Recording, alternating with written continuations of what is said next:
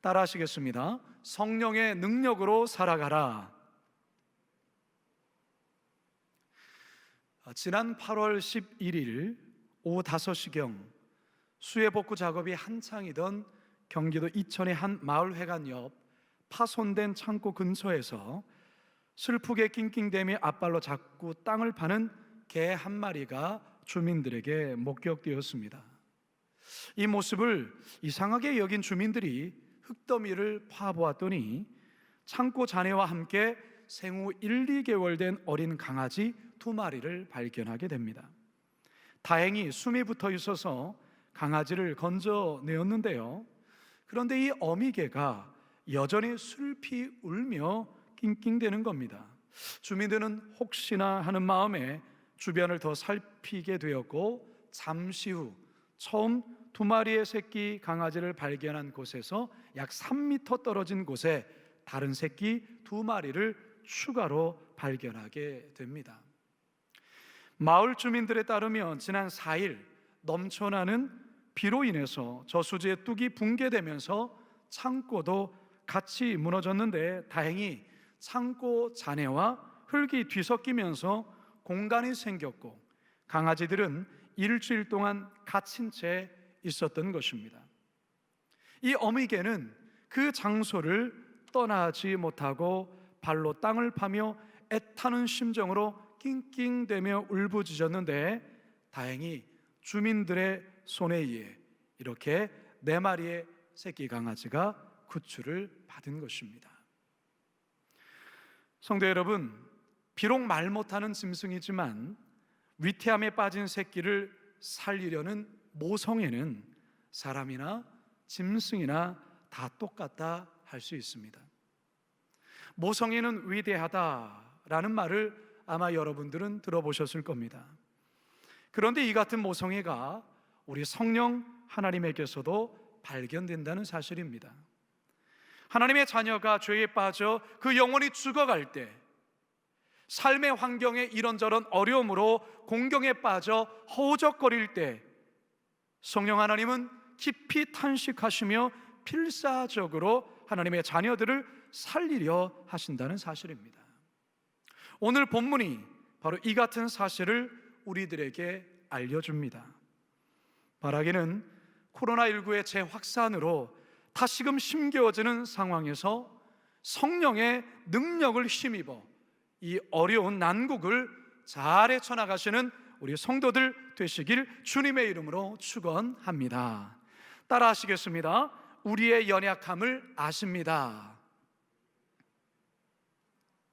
오늘 우리가 대하는 로마서 8장은 성령장이라 불릴 정도로 성령에 관해 아주 유명한 본문입니다. 특별히 오늘 우리가 읽은 26절은 성령이 연약한 성도들을 어떻게 돕는지 잘 알려주는 아주 귀한 말씀입니다. 우리 다 같이 26절 다 같이 한번 읽겠습니다. 시작. 이와 같이 성령도 우리의 연약함을 도우시나니 우리는 마땅히 기도할 바를 알지 못하나 오직 성령이 말할 수 없는 탄식으로 우리를 위하여 친히 간구하시느니라. 자, 여기서 우리가 주목할 대목이 바로 우리의 연약함이라는 표현입니다. 연약함으로 번역된 헬라어는 아스테네이아라는 단어인데요, 이 말의 뜻은 힘이 없어 연약한 상태, 바로 그것을 의미합니다. 열왕기하 19장 3절에 보면 아이를 낳을 때가 되었으나 해산할 힘이 없도다라는 말씀이 있어요. 산모가 아이를 낳아야 되는데 힘이 없어서, 해산할 힘이 없어서 아이를 낳지 못하는 이 안타까운 상황, 바로 이것이 바로 이 연약함의 의미를 담고 있는 것입니다. 영국의 신학자이며 주석가인 위클리프는 이 연약함에 대해 사태를 분석하지 못하고 그것에 관해 지혜롭게 간구하지 못하는 무능함, 이렇게 설명을 했습니다. 즉 이것을 종합해 볼 때 연약함이란 육체적으로, 정신적으로, 영적으로 힘이 없어 아무것도 할 수 없는 무능한 상태라 할 수 있겠습니다. 여러분, 이 같은 연약함, 이 같은 무능함, 우리는 놀랍게도 예수님의 12 제자들에게서 찾아볼 수가 있습니다. 3년 반 동안 예수님과 동고동락하며 예수님의 수많은 기적을 목도하고 특별히 귀신을 쫓아내는 권능까지 받았던 이 제자들, 그러나 예수님이 붙잡힌 그날 밤에 이 제자 모두는 예수님을 배반하고 다 도망쳐 버립니다. 심지어 수제자인 베드로는 여종 앞에서 예수님을 모른다 3번 부인하였을 뿐만 아니라 저주까지 합니다. 마태복음 26장 74절입니다. 시작. 그가 저주하며 맹세하여 이르되 나는 그 사람을 알지 못하노라 하니 곧 달기 울더라. 그런데 이들이, 베드로를 비롯해서 예수님의 제자들이 몇 시간 전만 해도 이들은 뭐라고 호언장담을 하였느냐? 마태복음 26장 35절입니다. 시작. 베드로가 이르되 내가 주와 함께 죽을지언정 주를 부인하지 않겠나이다 하고 모든 제자도 그와 같이 말하니라. 몇 시간 전에 바로 이렇게 이야기했던 이들이 저주하며 맹세하여 이르기를 나는 그 사람을 알지 못하니라. 이게 바로 베드로의 연약함입니다. 예수님의 제자들의 연약함입니다. 베드로 자신은 자신이 이렇게 할 거라고 상상조차 못했을 것입니다. 그래도 자신은 예수님의 수제자이지 않습니까? 그래서 다른 제자와는 다를 거라 생각했습니다. 다른 제자들은 배신한다 할지라도 자신만큼은 절대로 배반하지 않을 거라 장담했던 것이죠. 그러나 베드로도 역시 상황이 어려워지자, 마치 죽을 것과 같은 두려운 상황 앞에 서자 연약함의 실존과 마주하게 되자 그 역시 예수님을 배신할 뿐만 아니라 예수님을 저주하고 그 모든 신뢰와 믿음을 완전히 무너뜨려 버렸다는 사실입니다. 성도 여러분, 여러분은 어떻습니까? 이 베드로의 연약한 모습 속에 저와 여러분들의 연약한 모습은 없습니까? 최근 여러분은 어떠한 자신의 연약함과 마주하고 계십니까? 코로나로 인하여 교회에 나오지 못하고 교제가 끊기고 우리에게 일상적으로 누렸던 그 모든 신앙 삶이 차단되어졌을 때에 나타나는 우리들의 연약함, 그 연약함의 그 실존을 여러분들 마주하고 있지는 않습니까? 그런데 성도 여러분, 참으로 역설적이게 들릴지 모르지만 하나님의 은혜는 연약함의 실체를 마주하는 그 순간부터 시작된다는 사실입니다. 무슨 말이냐? 자신의 무능함을 철저히 깨닫는 그 순간부터 하나님의 역사가 시작된다는 말이에요. 그래서 다윗은 시편 39편 4절을 통해 이러한 기도를 드립니다. 함께 읽습니다. 시작. 여호와여, 나의 종말과 연한이 언제까지인지를 알게 하사 내가 나의 연약함을 알게 하소서. 내가 나의 연약함을 알게 하소서. 내가 얼마나 연약한 존재인지, 얼마나 부족한 자인지, 얼마나 미약한 자인지 알게 하소서. 더욱이 오늘 본문에서 성령 하나님은 이 연약한 우리들을 너무나도 잘 아신다고 말씀합니다. 무엇에 힘들어하는지, 무엇에 넘어져 있는지, 무엇 때문에 아파하고 눈물 흘리는지를 아신다 말씀합니다. 시편 103편 14절에 또한 이런 말씀이 쓰여져 있죠. 이는 그가 우리의 체질을 아시며 우리가 단지 먼지뿐임을 기억하심이로다. 성도 여러분, 이 시간 우리 주님 앞에 우리 있는 모습 그대로, 입는 모습 그대로를 가지고 주님 앞에 설 수 있기 바랍니다.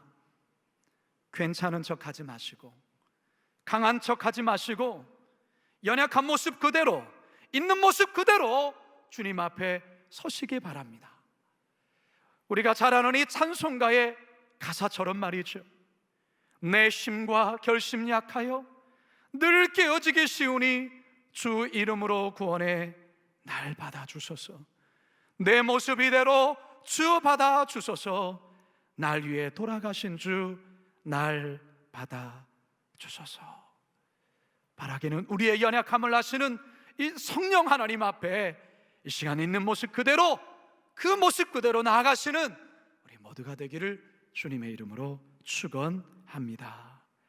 두 번째 따라하겠습니다. 연약한 자를 도우십니다. 저는 개인적으로 저의 인생에서 힘들었던 시기들이 몇 번 있습니다. 그 가운데 하나를 꼽으라고 한다면 재수할 때였습니다. 대학에 낙방하고 다시금 재수를 도전하게 되었는데요, 생각처럼 공부가 잘 안 되는 겁니다. 그동안 새벽 기도도 열심히 나가고 또 시간마다 교회 가서 기도했던 그 신앙적 열심도 많이 식어져 버렸습니다. 자존감도 많이 무너졌습니다. 그런데 그해 여름 교회에서는 이제 곧 청년부 수련회가 있으니 많이 참석하라는 그런 광고가 나왔습니다. 교회 선배도 개인적으로 저에게 연락을 하시면서 이번 여름 수련회에 꼭 함께 가자, 그렇게 권하시는 겁니다. 그런데 사실 저는 정말 가기 싫었습니다. 하나님께 마음이 많이 다쳤었고요, 그리고 삶도 많이 엉망이고 재수하는 마당에 무슨 수련회인가, 이런 마음도 들었습니다. 근데 더 깊은 저의 마음속에 사실 진짜 마음은 솔직히 은혜의 자리에 나가고 싶지만 사실 두려웠습니다. 무서웠습니다. 저의 형편없는 실체가 그냥 다 드러날 것 같아서 말이죠. 그래서 공부한다는 핑계를 대고 선배님께는 처음부터 참석하기는 어렵고 수련회 마지막 날 저녁 집회만 참석하겠다고 말을 했습니다. 그래서 그 수련회 마지막 날 집회에 참여를 한 겁니다. 여전히 저희 마음은 얼음장처럼 차가웠습니다. 그냥 듣는 둥 마는 둥에 저녁 집회를 참여하고 주신 간식 그저 먹고 이제 취침 시간이 된 것입니다. 이불을 깔고 자리에 누워 있는데 저 옆에 있던 한 선배 형님이 최근에 나온 이 찬양곡이라고 하면서 한번 들어보라는 것입니다. 그때 당시 이 그 테이프 마이마이 카세트로 이어폰 이렇게 꽂아서 듣곤 하지 않았습니까? 그 선배님이 카세트 테이프를 이렇게 튼 이어폰을 저에게 건네시면서 찬양을 들어보라고 건네주셨는데, 제가 그 찬양을 듣는 순간 저도 모르게 그냥 눈물이 왈칵 쏟아지면서 거의 꺼이꺼이 하면서 이렇게 울고 말았습니다. 사실 저도 너무 당황스러운 것입니다. 생각으로 왜 내가 이렇게 울고 있지? 저도 이해가 되지 않는데 그냥 주체할 수 없이 눈물이 멈추지 않고 그냥 그렇게 쏟아진 것이죠. 이게 제어가 되지 않은 것이었습니다. 그렇게 한참을 울고 나서 진정시킨 다음에 그날 밤 잠을 자고 다음날 너무 창피해서 수련회 장소를 일찍 나왔습니다. 그리고 한 2년 정도의 시간이 흘렀습니다. 2년 정도 시간이 흘렀을 때 저는 신학교에 입학을 했고, 당시 경배와 찬양에 관심이 많아서 토요일마다 이 온누리교회에서 진행하는 이 두란노 경배와 찬양 헌신자 훈련에 참여를 했었는데, 어느 날 이 훈련을 모두 마치고 이제 버스를 타고 토요일날 집으로 가고 있는데 버스 안에서 갑자기 2년 전 그 여름 수련회 때 주체할 수 없이 울었던 그 순간이 떠오르는 겁니다. 그러면서 순간 제가 속으로 하나님께 이렇게 기도했습니다. 하나님, 2년 전에 제가 그 여름 수련회 때에 그 찬양 들으면서 그렇게 흘렀던 그 눈물, 왜 제가 그때 그렇게 울었죠? 저는 아직도 그게 이해가 되지 않습니다. 그때 왜 그랬었죠? 그러자 제 마음 깊은 곳에서 이런 성령의 음성이 들려왔습니다. 사랑하는 아들 승현아, 그때 너 많이 힘들었지? 그때 너 많이 지쳤었어. 그때 너 그렇게 통곡하며 울었던 건 말이야.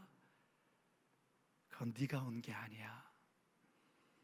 바로 내 속에 있는 성령 하나님, 내가 너를 대신해서 그렇게 탄식하며 통곡하며 울었던 거란다. 내가 너무 힘들어하기에, 너무 안쓰러워서 내가 너를 대신해서 그렇게 울었던 거지. 이 음성이 들렸어요. 제가 그 버스 안에서 또 다시 얼마나 울었는지 몰라. 하나님, 그때 너무 힘들었습니다. 하나님, 그때 너무 힘들었습니다. 기도하기도 싫었고요, 은혜의 자리에 나가기도 싫었고요, 거부했습니다. 그런데 하나님, 그때 하나님 저에게 그렇게 임하셨군요. 제 속에 있는 성령께서 저를 대신해서 그렇게 통곡하며 우셨군요. 이제 알았습니다. 인생을 살다 보면 너무너무 힘들 때가 있어요. 앞이 보이지 않고 힘겨워서 지쳐 쓰러질 때가 있어요. 믿음 생활하는 성도들도, 신앙생활 잘했던 성도들도 코로나라는 이와 환경 속에 있다 보면 믿음이 떨어지게 되고, 베드로와 같이 자신이 그럴 거라고는 몰랐지만 그 두려운 상황 앞에 여지없이 우리들의 신앙이 무너지고 우리들의 나약함의 실체가 드러날 때가 있다는 말이죠. 네, 성도 여러분, 그런 연약한 우리를 하나님이 아신다 하세요. 아신다. 근데 아실 뿐만 아니라 우리를 도와주신대요. 오늘 본문 26절 상반절입니다. 이와 같이 성령도 우리의 연약함을 도우시나니. 이 도우시나니라는 말은 연약한 다른 사람의 손을 붙잡아 일으켜준다라는 뜻이 있어요.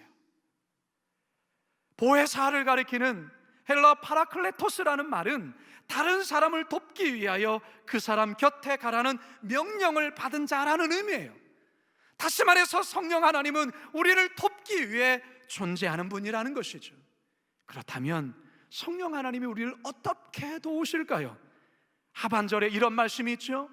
도우시나니 우리는 마땅히 기도할 바를 알지 못하나 오직 성령이 말할 수 없는 탄식으로 우리를 위하여 친히 간구하시느니라. 우리는 기도할 수조차 없는, 그렇게 힘이 없고 무너지고 뭘 위하여 기도할지 모르는 그런 막막한 상황 속에 있는 우리를 위해서 성령이 탄식함으로, 말할 수 없는 탄식으로 우리를 위해 기도해 주신다는 거예요. 설교 서두에 지난 8월 11일 날 흙더미에 갇힌 4마리의 새끼 강아지, 그 새끼 4마리의 강아지를 구하기 위해서 어디를 가지도 못하고 그 자리를 빙빙 돌며 발로 땅을 파며 낑낑대며 울부짖었더니 어미개와 같이 우리 성령 하나님이 그렇게 우리 한 사람 한 사람을 위하여, 우리를 살리기 위하여 그렇게 탄식하며 기도한다는 것입니다. 어쩌면 저와 여러분들이 지금 하나님 앞에 이렇게 예배할 수 있는 것도 이같이 말할 수 없는 탄식으로 날마다 순간마다 기도하시는 성령님의 간구 때문일지도 몰라요. 우리가 늘 하나님 앞에 똑바로 살지 못하지만, 우리는 순간순간 넘어지고 주님을 배반하지만 여전히 우리를 위하여 탄식하시는 그 성령 하나님의 기도가 있었기에 우리는 지금 여기에 하나님 앞에 예배하고 있는지도 모릅니다. 따라서 성도 여러분, 기도할 힘조차 없을 때, 무엇을 위해 기도할지도 모를 때, 막막할 때 여러분, 나를 위하여 누군가 기도하고 있다는 사실을 기억하시고 그 누군가가 바로 성령 하나님이심을 기억하며 다시 힘을 내시기 바랍니다. 일어서시기 바랍니다. 저도 목회를 하다 보면 힘들 때 있어요. 힘들 때 있어요. 그때 조용히 혼자 부르는 찬양이 있습니다. 이 찬양을 부르면 하나님의 위로가 이렇게 저희 마음 가운데 부어지는데요. 우리 같이 한번 이 찬양 같이 불러볼까요? 당신이 지쳐서 기도할 수 없고 눈물이 빗물처럼 흘러내릴 때 주님은 아시네 당신의 약함을 사랑으로 인도하시네.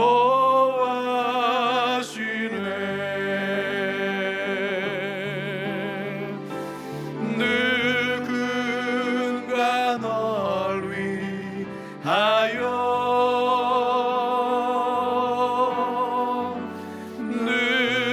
누군가 기도하네. 내가 홀로 외로워서 마음이 무너질 때 누군가 널 위해 기도하네. 아멘. 여러분, 성령께서 여러분들 한 사람 한 사람을 위하여 단식하심으로 기도하고 있음을 꼭 기억하시고 이 어려운 시대, 이 어려운 시기 성령님의 능력으로 잘 이겨나가시기를 주님의 이름으로 축원합니다. 마지막 세 번째 따라합니다. 성령으로 충만해야 합니다. 최근 코로나가 길어지면서 술 판매량, 알코올 판매량이 증가한다는 통계가 나왔습니다. 미국에서 지난 3월 셋째 주 주류 매출이 전년 동기에 비해서 55%가 높아졌다라는 거예요. 와인 매출이 66%가 증가했고요. 미국에서 인기가 시들했던 맥주의 매출도 42%가 증가했다는 보고입니다. 알코올 인터넷 판매 매출은 243%나 증가했다는 거예요. 그만큼 많은 사람들이 술을 찾는다는 것이죠. 사람들이 삶이 힘들어지면 술을 찾고 술의 힘을 의지해서 잠시나마 고통을 잊으려 합니다. 그것은 지금 이 시대만이 아니고 모든 시대마다 그랬습니다. 사도 바울 시대에도 그랬습니다. 이방신들에게 제사를 지낼 때에도 항상 술이 마련되어야 했습니다. 그래서 이 술로 인해서 술 중독자들이 많이 생겼던 것이죠. 사도 바울은 에베소서를 통하여 에베소 성도를 향해 술 취함에 대해 경고함과 동시에 성령으로 충만할 것을 명령합니다. 에베소서 5장 18절입니다. 시작. 술 취하지 말라. 이는 방탕한 것이니 오직 성령으로 충만함을 받으라. 술에 취한 사람을 보면 술의 지배를 받아 술에 따라 움직이는 것을 볼 수 있습니다. 마찬가지로 성령에 취한 사람은 성령의 지배를 받아 성령의 이끄심대로 살아가게 됩니다. 따라서 어떤 분이 성령 충만과 술 취함에 대한 공통점을 다음과 같이 아주 재미있게 설명을 했습니다. 술에 취하면 사람이 말이 많아지죠. 말이 없던 사람도. 성령에 취하면 말이 많아진다는 거예요. 술에 취한 사람 보면 이렇게 기분이 좋아져서 알딸딸한 상황 속에 노래를 많이 하죠. 성령에 취하면 성령의 기쁨 속에 찬양을 많이 하게 됩니다. 특히 노래를 할 때 슬퍼서 울기도 하고요. 또 갑자기 용감해지죠. 술에 취한 사람 보면 성령에 취하면 용감해져요. 겁이 없어져요.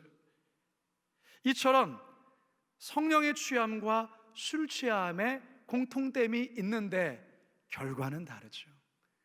술의 취함과 성령의 취함의 결과는 완전히 다른 것입니다. 성령의 충만함을 입게 되면, 성령에 취하게 되어지면 결론적으로 그 성령에 취하기 전과 완전히 달라진다, 변하게 된다는 것입니다. 베드로와 제자들의 변화를 통해서도 이것을 확인해 볼 수 있습니다. 작은 여종 앞에서 두려워서 예수님을 3번이나 부인했던 베드로, 그리고 예수님을 배반하며 도망쳤던 제자들, 성령의 취함을 받게 되자, 성령의 충만함을 받게 되자 어떻게 변합니까?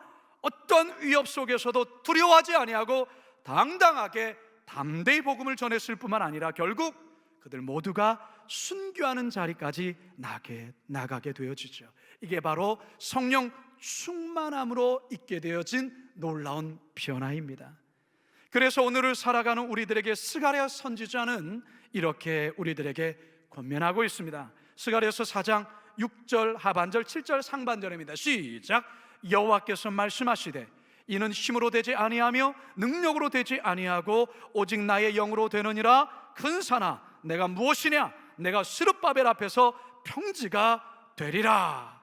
인간의 힘으로 되지 않고요, 인간의 경험과 능력으로 되지 아니하고요, 오직 나의 영 성령으로 된다라는 것입니다. 그래서 어떠한 시련과 난관과 장애물 앞에서 어떠한 담대함이 생기느냐? 큰 산아 내가 무엇이냐? 내가 스룹바벨 앞에서 평지가 되라 라고 담대하게 선포할 수 있다는 것입니다. 사랑하는 성도 여러분, 힘겹고 어려운 시대를 우리 모두가 살아가지만 우리 모두에게 이 같은 성령의 힘, 성령의 능력이 필요합니다. 성령 충만함을 받게 되어주면 어떤 어려움도 것들이 넉넉히 이겨나갈 수 있습니다. 제가 설교를 준비하다가 재작년 금요기도회 때로 기억이 나는데요, 그 금요기도회 때 우리 성도들에게 짧은 영상을 보여준 게 있습니다. 어떻게 성령 충만함을 입을 수 있는가? 어떻게 성령의 도움을 구할 수 있는가? 그냥 하나님의 이름을 부르면 된다라는 거예요. 그와 같은 내용이 담긴 어느 아프리카에서 선교하시는 그 선교사님의 짧은 간증의 내용, 영상 함께 보도록 하겠습니다.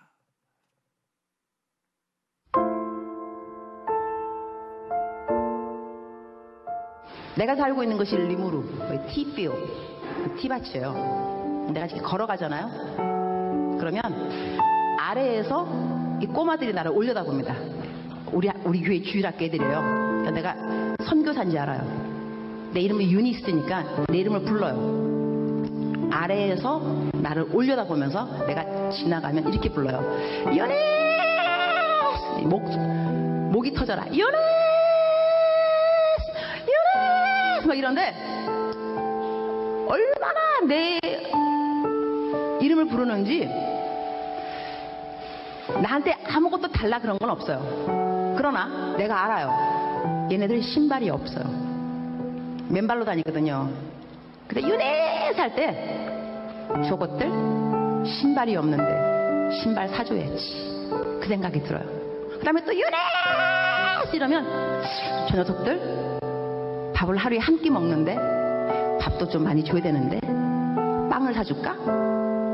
또 유네스 이러면 쟤네들 학교도 없는데 내가 돈 많이 있으면 학교도 지어주면 좋겠다.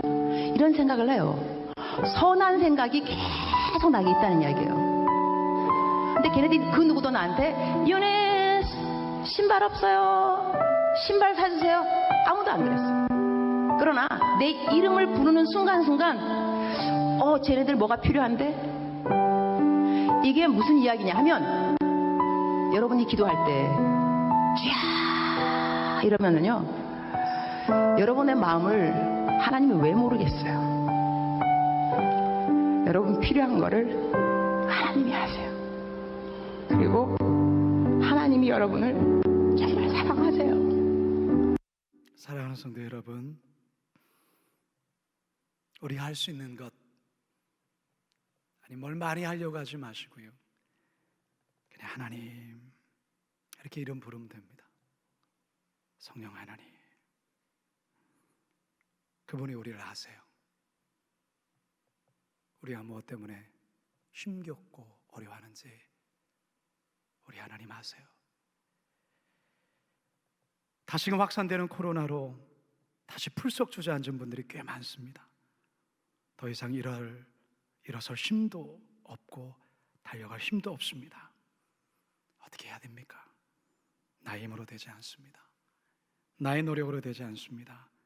성령의 능력으로만 일어설 수 있는데 어떻게 성령의 능력을 입을 수 있을까요? 그냥 그의 이름을 부르는 것이죠. 신음하는 것이죠. 수혜로 그 어린 강아지 흙과 창고 더미에 깔려 있을 때 그 새끼 강아지들이 할 수 있는 게 뭐겠어요? 낑낑대는 그것 아니겠어요? 오늘 우리들에게 필요한 게 그겁니다. 주님, 아버지, 하나님. 그럼 우리 하나님이 우리를 도우십니다. 그 힘으로, 그 능력으로, 그 성령의 힘으로 여러분이 어려운 코로나 시대 이겨나가시기를 주님의 이름으로 축원합니다. 이 시간 우리 함께 이 찬양 같이 고백했으면 좋겠습니다. 허무한 시절, 깊은 한숨 내쉴 때 그런 풍경 보시며 탄식하시는 성령 하나님, 우리 함께 믿음으로 이 찬양 고백하며 나가겠습니다. 허무한 시절 지날 때, 깊은 한숨 내쉴 때, 그런 풍경 보시며 탄식하는 분이 있네. 고와 같이 너희를 버려두지 않으리. 내가 너희와 영원히 함께하리라. 성령이 오셨네. 성령이 오셨네. 내 주에 보내신 성령이 오셨네. 우리 인생 가운데 주님 찾아오셔서 그 나라 꿈꾸게 하시네. 성령이 오셨네. 성령이 오셨네. 성령이 오셨네. 성령이 오셨네. 내 주에 보내신 성령이 오셨네. 우리 인생 가운데 신이 찾아오셔서 그 나라 꿈꾸게 하시네. 우리 시간 기도할 때 많은 기도가 필요하지 않아요. 간절한 마음으로, 상한 마음으로 주님이라고 부르십시오. 하나님이라고 부르세요. 주님께서 이 시간 성령으로 임하실 것입니다. 우리 다 같이 기도하겠습니다. 주여, 하나님 아버지, 하나님 아버지, 아버지 하나님, 다시금 악산되어지는 아버지 하나님 부르셔서 우리가 할 수 있는 게 아무것도 없습니다. 우리가 할 수 있는 게 예배 없습니다. 주여, 우리를 불쌍히 여겨주시고 성령님 이 시간 온라인을 통해 예배하는 우리 성도들의 가정에 성령님이 임하여주십시오. 주님, 우리의 연약함과 마주합니다. 내 신앙이 이렇게 처참해질까? 우리의 신앙이 이처럼 처참해질지 아무도 몰랐지만 지금의 상황 속에 연약해진 우리, 그러나 정죄하지 아니하시고 우리를 도와주신다는 성령님의 도우심을 입고 일어서게 하여 주옵소서. 하나님, 베드로의 이 연약함을, 또한 우리의 인생의 많은 믿음의 신앙의 선진들의 연약함을 대하면서 우리 또한 이렇게까지 신앙이 떨어질 줄 몰랐는데 우리의 그 연약함과 연약함의 실체와 마주하면서 또 때로는 스스로에게 실망하고, 때로는 부끄럽고, 때로는 인정하고 싶지 않은 모습이 우리 안에 들어옵니다. 그런데 하나님, 하나님의 은혜의 시작이 그 연약함과 마주하는 그 순간부터 시작된다는 이 사실을 알려주셔서 감사합니다. 그리고 그 연약함을 우리 하나님께서 아시고 성령 하나님이 아셔서 도무지 기도할 수 없을 정도로 무기력하고 무능력함 속에 있을 때 우리를 대신 탄식하시며 기도하시는 그 성령님 알려주셔서 감사합니다. 그저 주여라고밖에 소리낼 수 없는 상황이지만 그 소리를 들으시고 우리의 손 다시 한번 붙잡아 주시고 일으켜 주신다고 하신 그 주님의 말씀에 힘입어 이 한 주간 성령의 능력으로 이 어려운 코로나 시대 이기며 살아가게 하여 주시옵소서. 감사하며 예수님의 이름으로 기도드리옵나이다.